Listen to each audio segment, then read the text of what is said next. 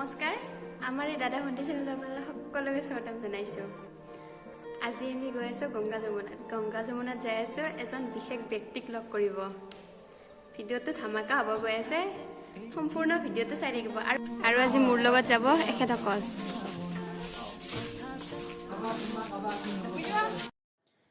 আজি আপোনালোকক দেখাই দিওঁ আমাৰ নলবাৰী জিলাত থকা এখন ধুনীয়া ৰিজৰ্ট। এই ৰিজৰ্টখন আছে মুকলমাৰ পৰা 6 কিলোমিটাৰমান আহিলে পাই যাব। আৰু জাগৰৰ পৰা যেতিয়া যাব মানে এতিয়া আমি গৈ আছোঁ, এতিয়া আমি 3 কিলোমিটাৰমান গ'লে পাই যাম আমি আমাৰ এই ধুনীয়া ৰিজৰ্টখন। পাই যাম নহয়, আচলতে আমি এতিয়া ধুনীয়া ৰিজৰ্টখন পাই গ'লোঁ। সেইখন যে গেট দেখিছে সেয়াই হৈছে ৰিজৰ্ট, আমাৰ গংগা যমুনা ৰিজৰ্ট। এইখন পাই গ'লোঁ। আজি আমি ৰিজৰ্টত কিয় আহিলোঁ কৈ দিওঁ। মই যে কৈ আছিলোঁ এজন বিশেষ ব্যক্তিক লগ কৰিব যাম, সেই বিশেষ ব্যক্তিজন হ'ল আমাৰ জুবিন দা।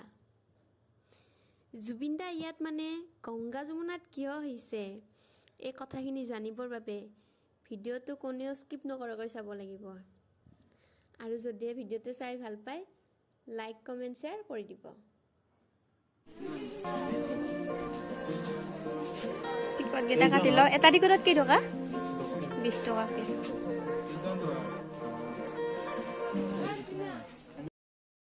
চাৰিওফালৰ পৰিৱেশটো চাই লওক, ইমান ধুনীয়া নেচাৰেল পৰিৱেশ একদম।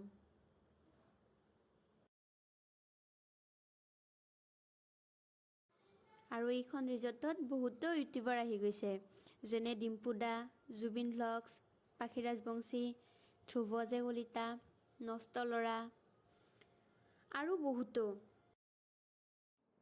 ইয়াৰ মাজতে কৈ দিওঁ জুবিন দা আমাৰ ইয়াত কিয় আহিছে। জুবিন দা আহিছে এটা গানৰ শ্বুটিঙৰ বাবে।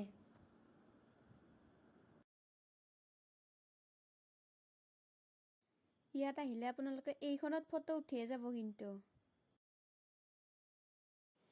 ইয়াৰে এজন দাদাক সুধি গম পালোঁ জুবিন দা বোলে ৰাতিপুৱা 4 বজাতহে হৈছে আৰু উঠাত অলপ দেৰি হ'ব। দেখিছেনে এইটো কিমান ডাঙৰ ডাইনাছৰ?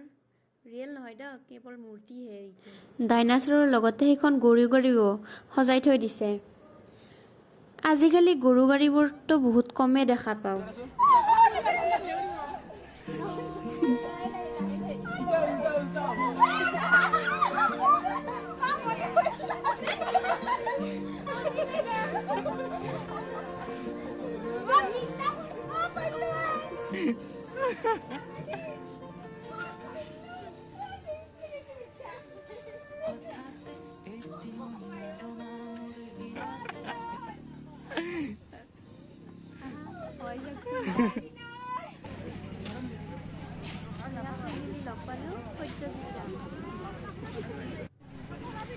হেই গাইজ, সকলোৱে দাদা ভণ্টি চেনেলটো ছাবস্ক্ৰাইব কৰি দিবা।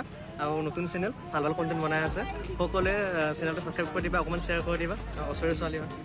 বাকী আমি গংগা যমুনাৰ হাতে দাদাক লগ পালোঁ, দাদাক লগ পাই বহুতেই ভাল লাগিল। চাব দাদাই ধুনীয়া লাভ ষ্টৰী বনাই, আপোনালোকেও চাব। Thank you. আৰু পিছত এখন আমাৰ নতুনকৈ লাভ ষ্টৰী দি আছে, নামটো মই পাহৰি গ'লোঁ, কিন্তু আমাৰ ছেপ্টেম্বৰত আহিব। বটান স্ক্ৰিপ্ট লিখা হৈ আছে, শ্বেয়াৰ কৰি দিবা। নিশ্চয় দিম। Thank U. জুবিন দাক কেইটা লগ পাম আমি? ইয়াত বহুত ধুনীয়া ধুনীয়া কেবিন আছে, তাকো পানীৰ ওপৰতে আছে। আৰু ইয়াত বহি খোৱাটো মজাই বেলেগ। এই যে বিল্ডিংটো দেখা পাইছে, এই বিল্ডিংটোৰ পিছফালে এটা ধুনীয়া ঘৰ আছে, সেই ঘৰটোত জুবিন দা আছে। জুবিন দা তেওঁ শুয়ে আছে, সেইবাবে আমি সন্মুখৰ ফালে ৰখি আছোঁ। আৰু আমাৰ লগতে বহুতো মানুহ আছে।